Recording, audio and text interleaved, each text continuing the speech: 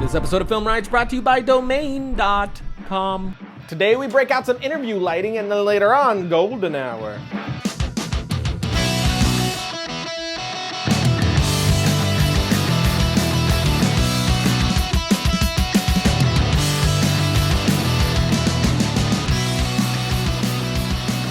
Welcome to Film Riot, the show that takes the mystery out of the effects and techniques that go in some of your favorite Hollywood films. I've said this so many times. One day we should do like a compilation where each word switches to a different episode of...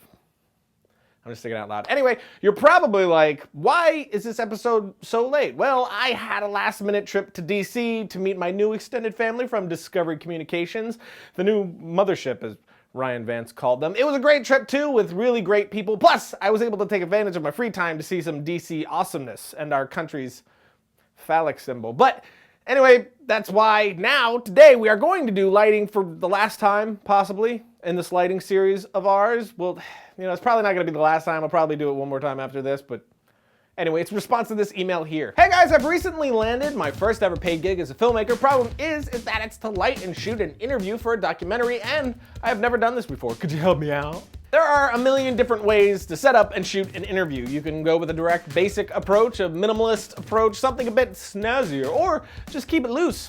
Maybe throw in some BTS cutaways in there. Black and white. I dig that. I've done it before. Know what I'm saying? But today, I'm just gonna look at a basic and a slightly snazzy version to get you started. So first we have Eris up against the wall here to start with. All I have is a softbox on him. Now I'm gonna use a softbox for two reasons. One, it's easier on the eyes of the actor when you go through harsh light like this, like a 1K, you got him all squinting and whatnot, and it sort of looks like I'm trying to get information out of him or something, which I'm not. If I was, I would just tase his nipples. Seems effective. Worked for Jack Bauer. Plus the softbox, as I showed you guys before, is a much more pleasant light on the face of your talent. It's far kinder to any blemishes the actor may or may not have on their facial area. But right now, this looks like crap. So the first thing I will do is pull my talent as far away from the wall as possible. This will cut down on the light spill I'm getting from my softbox onto the wall and create a lot more depth in the room by getting the background much more out of focus. And I've already got this looking a lot better, though it still is looking very boring. So first thing I'm gonna do is add a backlight for some more separation and a bit of a nicer look. I opted for a bit of a cooler color behind Eris to get some color contrast going as well. So now we have something that looks much better than what we had before, but it still isn't looking all that great. So there's a few things that we can do. On the minimalist side, meaning if I want to have as little distraction in the background as possible, or if I have very little to work with, I can flag all of my light spill off the black wall and just have my talent pretty much on a black background, as you see used on a lot of more serious interview subject matterness.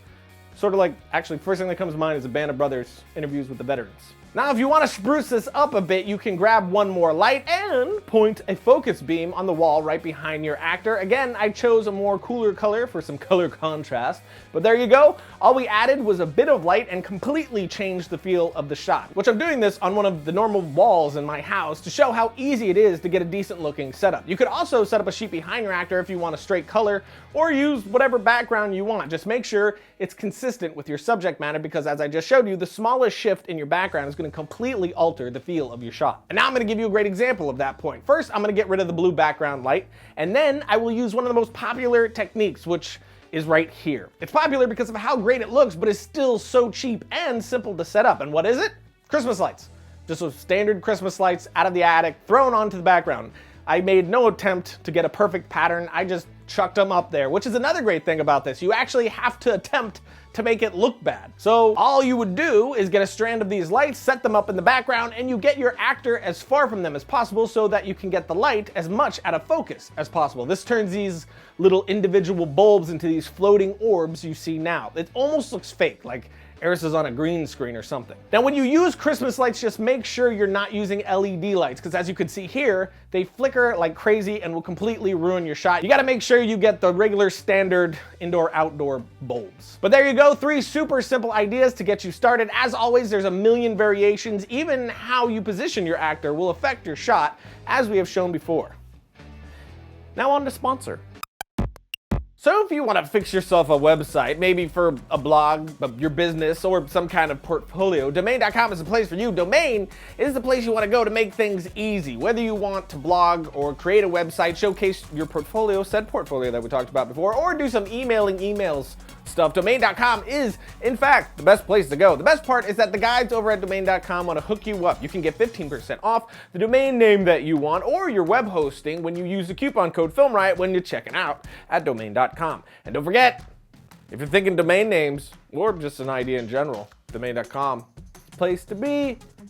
Domain.com, it's the company for me. Do you think they'll use that? Bling, bling. That's perfect. Logo. So I'm sure you've heard the term golden hour before, and I would assume most of you already know what it is, but I have been getting a lot of questions on that lately, so I figure we'll take a minute just to break out a quick explanation. I'm gonna make this super basic and extremely easy to digest into your brainstem, since this is in fact something very easy to understand, and a lot of you probably already know this one. And let's do this through a simple example. Ready? Bam. Here we have Josh looking all beardy and whatnot, and this one is shot midday. So the sun is very high in the sky, almost directly above Josh. This can be good for some things and bad for others. By shooting in this time of day, you're gonna lose a little bit of contrast, and even some of the color is gonna be more flat than if you were to shoot earlier or later in the day. For instance, here's a shot taken about an hour before the sun set. As you can see, the color is a lot warmer, and we have great shadows in the background and on our actor. With the sun a lot lower in the sky, we're getting a much more subtle light, which is far more visually appealing for me. So golden hour is basically just when the sun is lower in the sky for about an hour after the sun rises and an hour before the sun sets. This doesn't mean shooting any other time of day is wrong or ugly necessarily. Each time of day will give you a different look. For instance, if you take a look at these two shots I did in my neighborhood, this one's around midday with the sun right overhead, and this one taken an hour before the sun set with the sun much lower in the sky. So with the first shot at midday, you have less contrast with the sun filling up every spot and a bit more of a cooler tone. And then when we switch over to golden hour with the sun much lower in the sky, you have long shadows and a bit more of a warmer tone and a completely different feel overall. So it's just one more thing to keep in mind when you shoot. If you get all these variables locked into your brainicus, you will be ready for pretty much any gig that comes your way. Logo. Well, that's it for today, but you can be my Twitter pal here, and I'll see you guys next time when I drive a truck filled with nitroglycerin for the sum of $2,000.